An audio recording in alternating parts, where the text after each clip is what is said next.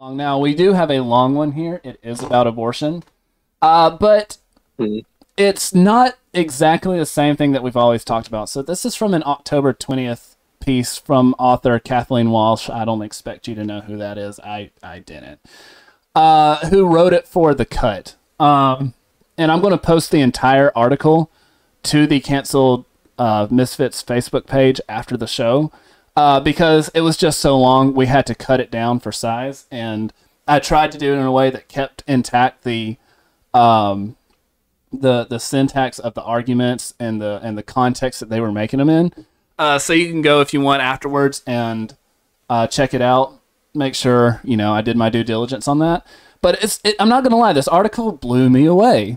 I wanted to be angry that this woman tried to tell her own mom that she wasn't that the daughter wasn't worth it in the womb, and then follow it up with the fact that her human life has value now, that somehow the basically the vaginal canal is an arbitrary point that bestows worth on a human life. But as I kept reading it, I couldn't it didn't make me angry so much. It just made me sad. I mean, I was angry the fact that people do this, but it made me very sad. So you didn't read any of this beforehand, did you? So this would be a live reaction for you, right? Yeah, I've been working 7 days a week for a while, so Yeah, Marcus I got off says I'm a great early man. today, He's the so. one who works hard day in and day out to put food on y'all's table. And close. And clothes and all that. So I'm just gonna start kind of. Got one of the introductory paragraphs to the article just to kind of frame it. This is from the author. From the time I was old enough to know the story of my own conception, my mom made it clear that I owe my life to the moment she went to the doctor, learned what the fetus could do at that stage, and declared me an official baby, as if she wasn't an official baby before. So she decided against an abortion, and they got married. She dropped out of college. She'd been a journalism major at Colorado State and moved across the country to live on the Michigan State University campus in East Lansing with my dad and me while he finished school and worked part-time at a fast food restaurant to support all three of us. By the way, if anybody ever gets mad that a legislator makes a law that before a woman can get abortion, she has to have an ultrasound, this is why. I'm sorry that you have to look your baby in the face before you kill him or her. Sorry it makes you feel bad afterwards, but even this small concession can in abortion laws across the country can save lives, obviously. Going on, she hates it when I say this, but I often wonder if her life would have been better if she had gotten the abortion. It's hard to communicate to her that at the time her life mattered more than the embryo that would become me, and now that my life matters more than that same embryo did. Circular reasoning. Arguing with my mom about abortion rights is like walking through a Scooby-Doo mystery house of emotional booby traps, one tripwire or trip bookcase, and I'm trapped in a secret room going in circles explaining why I'm still glad I was born. And this is why I get mad more than sad more than mad. This girl is so confused. But here's the big sentence here. It's hard to communicate to her that at that time her life mattered more than the embryo that would become me, and that now my life mattered more than that same embryo's did. This is the reason it's hard to communicate this concept. It's completely arbitrary. We will touch on it more later, but the big two questions are this. Why is life valued differently at different points in your life? And is there a point where your sentient self would say, I'm not as valuable as any suffering person, that if they could prosper by killing me, should they? Or would I let them? This suffering is important because generally if you're going to kill your child in the womb, it's because it's an inconvenience to you, which involves some sort of suffering. Would you agree with me? I'm still dumbfounded by that statement about that I wasn't important as an embryo. But now you are. But now I am. And then my thing would be, at what point did she become important? Was it when she was born? Was it when she was in high school? Was it when she was in college? Was it when she... At what point What point? does she become important enough? And if you and there's, I'm gonna go ahead and I'm gonna give away the answer to this. I am right here and right now, and I'll say it later, I think, but I'm going to give away the answer right now.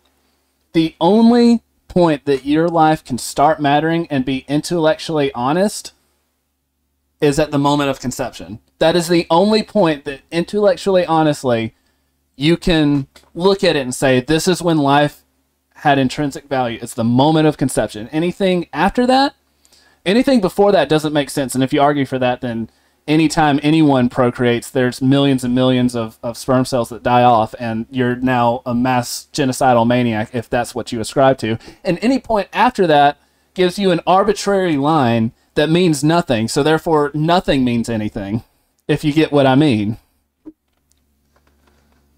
Oh. Yeah, this one's going to be a tough one, dude. It will be. And another thing is she talked about how her mother would have been better off with an abortion, and it's because of the financial situation at the time. There are plenty of poor families in America and the rest of the world. You look at third world countries. Well, if that's your logic, then why is there even anybody being born in third world countries? Why are they not just all killing their babies? They're all being born in places that is very unsafe for children as far as germs and safety and everything, and they're being born in a poor culture. So why should any of their lives even matter? Why should they be born? Just because they're poor, does that mean that they shouldn't have a baby, or just because they don't have the best ability to raise a child due to money or living? Does that, why should they have their baby? It's not good for them. Mm-hmm. That's your logic. Making that argument is like saying material worth defines your intrinsic value as a human, which is a particularly cynical way of looking at human life. That's for sure. I know Jeff Bezos' life doesn't have more intrinsic value than mine does. Now, does he add more to the? Does he add more to the to the economy? Yes. Does that, and he gets rewarded for that. I mean, he's been to space, but that doesn't mean that he has a right to live where I have a right where I don't. I mean, that's the line of logic she's using, though. Let's be real. No offense to Jeff Bezos or anything, but he has no more of a right to have a child than I have. Exactly. To have a child. And it doesn't matter how much more money he has or how much more power he has.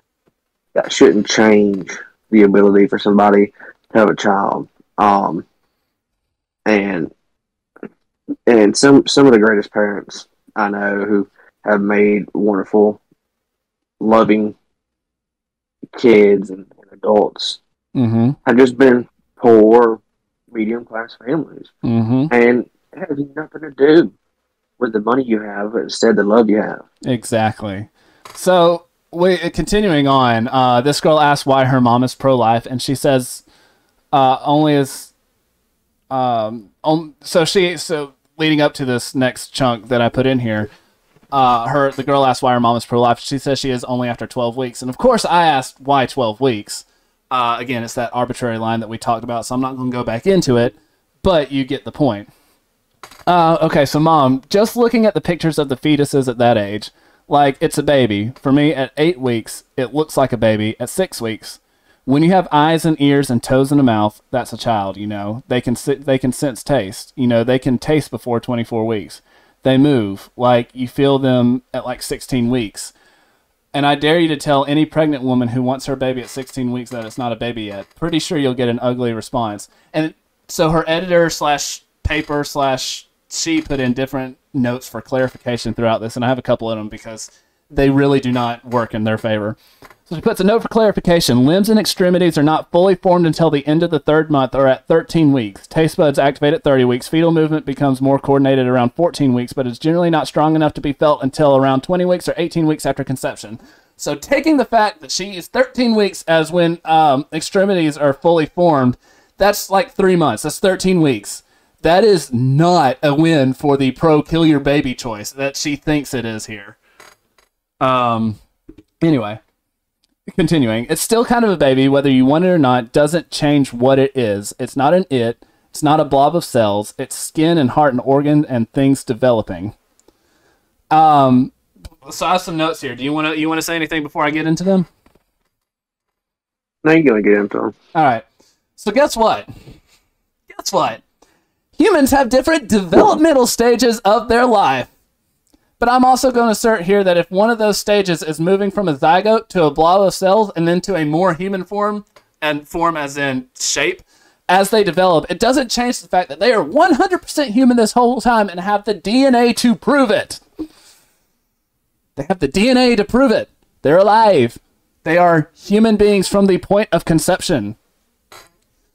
So after this, they move through a discussion. Maybe I'm a little mad about this, but I'm also sad. Just putting that in.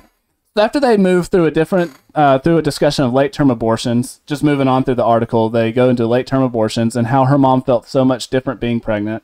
The fact that if you have not been pregnant, you cannot understand, which led to this from the daughter and her mom's response. So Kathleen, it doesn't matter though, because if it's in my body, it's still a part of me. It's still something that is just mine because it's in my body. And so I am the only one who gets to decide whatever is going in there is worth. No. It only matters in terms of what the person who is pregnant thinks about it or feels about it, because before then it's not a person, it's a theoretical person. Also, no. Then the mom says, okay, well, I think it is a person. It's not a theoretical person. There's nothing theoretical about it. This is flesh and blood. It is actually there. It's not imaginary. This mom, she's not 100% right on all her things, but she does make some really good points. And then Kathleen goes, no, it's imaginary. It's a physical being, and it's a theoretical life. It's a maybe, what might be, and it doesn't matter as much as the actual life. Again, I have notes here, Marcus, so if you want to comment in, now's your chance.